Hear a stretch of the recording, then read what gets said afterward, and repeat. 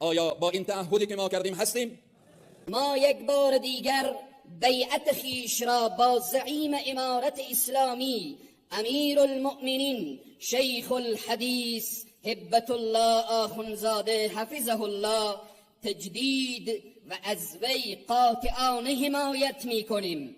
جنابشان را من حیث حاکم شرعی و زعیم امارت اسلامی پذیرفته و میپذیریم و از درگاه الله سبحانه و تعالی برایش در تمام امور دینی و دنیوی توفیق استدعا می.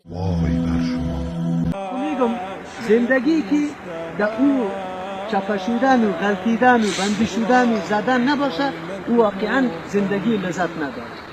همیشه یکسان زندگی برای فرد مسلمانی واقعی قطعا نمیشه.